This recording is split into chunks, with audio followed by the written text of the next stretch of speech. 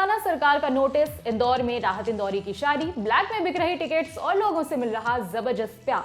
दिलजीत दोसांझ का कॉन्सर्ट दिल Illuminati tour देश भर के शहरों में धूम मचा रहा है, लेकिन कंट्रोवर्सी भी इसका हिस्सा बनी हुई है। दिलजीत हर कंट्रोवर्सी का जवाब अपने तरीके से देते हैं।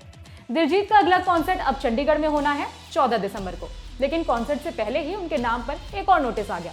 ये एडवाइजरी CCPCR ने जारी की है। CCPCR माने चंडीगढ़ बाल संरक्षण आयोग। एडवाइजरी में साफ आदेश दिया गया है कि वो पटियाला पैग और इसके जैसे दूसरे गानों को ना गाएं। कहा गया, पटियाला पैग, 5 तारा और केस जैसे गानों को बजाने से बचें। उनमें शराब, नशीली दवाओं और हिंसा को बढ़ावा देने वाले शब्दों का इस्तेमाल किया गया है। इन गानों में इस्तेमाल किए गए शब्दों को ट्विस्ट करके गाने से भी बचें। ऐसे गाने कम उम्र के बच्चों को प्रभावित करते हैं।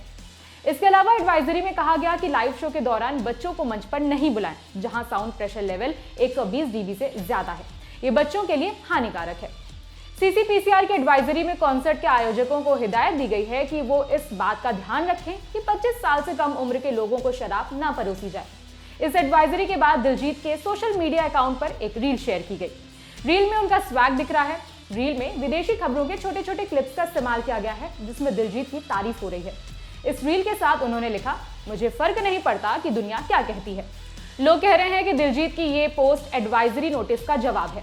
हालांकि दिलजीत ने इस पोस्ट में किसी का नाम नहीं लिया, वैसे ही उनका स्टाइल है, वो नाम लिए बिना ही जवाब दे देते हैं।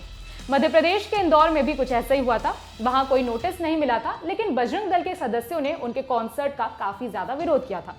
बजरंग दल ने इंदौर पुलिस से शिकायत की थी कि दिलजीत के कॉन्सर्ट में शराब के स्टॉल्स लगे होते हैं, साथ ही ड्रग्स का सेवन भी होता है।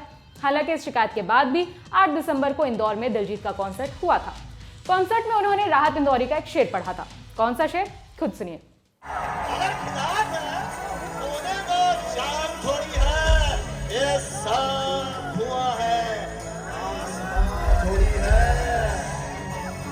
सभी का खून शामिल है यहाँ की मिट्टी में, किसी के पास का हिंदुस्तान थोड़ी है।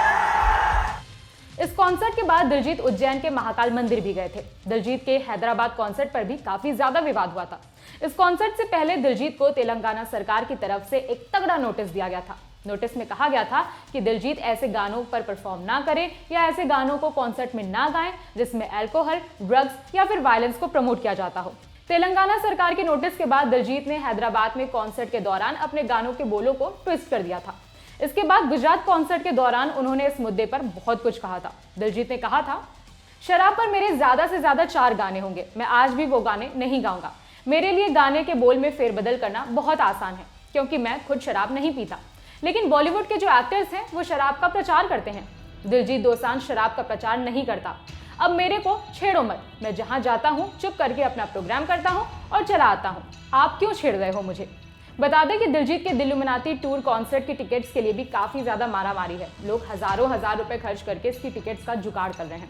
टिकट्स के दाम महंगे होने के बावजूद कुछ ही मिनटों के अंदर सारी टिकट्स बिक रही हैं। दिलजीत को मिली नोटिस पर आपके क्या विचार हैं, कमेंट करके बताइए। मेरा नाम है विभावरी, देखते रहिए दी लेलन टॉक। शुक्रिया।